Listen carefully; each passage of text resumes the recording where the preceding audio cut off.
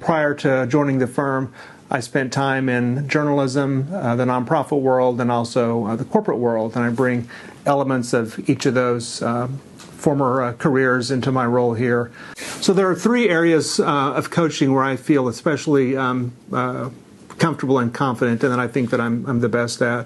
One of those is anything around the area of communication and communicating with internal and external audiences. About 8 years ago, I was fortunate enough to go through an executive education program at Duke University in Durham, North Carolina. And the course was led by two long-tenured professors there at Duke. And I'll never forget the day that one of them said that if you poll most groups of employees and you ask them what their number one gripe is about their company or the leadership of their company, they said 9 times out of 10 it's going to be communication. They never tell us anything. They don't give us the why. They don't tell us enough. They speak in a way that I don't understand. They tell us too late. And, the professor said, usually this is not because of any sort of poor intent on behalf of the leaders. It's just not top of mind.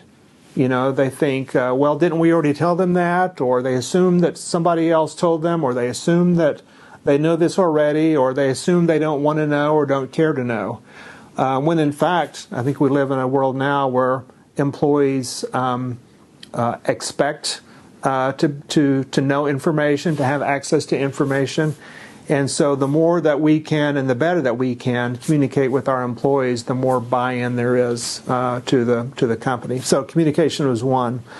The second area that I feel really comfortable in is in helping leaders lead their teams through change.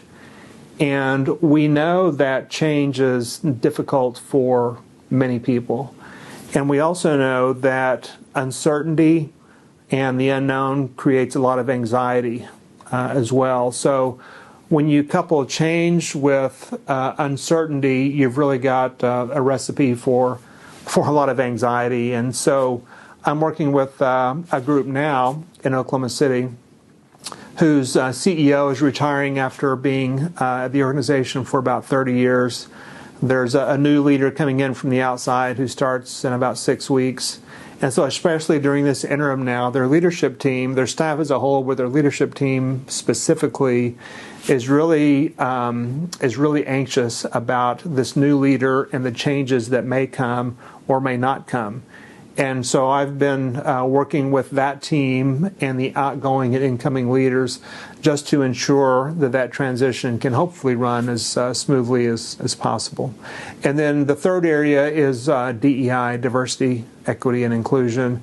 I know that I'm an older, straight white guy, and usually it's not us who are sitting at the table leading these conversations, but I think, frankly, there need to be more of us who are leading these conversations. It's an area that's very important to me, I've been passionate about for a long time, and if I can help people who look and are like me or people who don't have these conversations, understand one another, understand the different dynamics of this topic, then I'm happy to do that as well.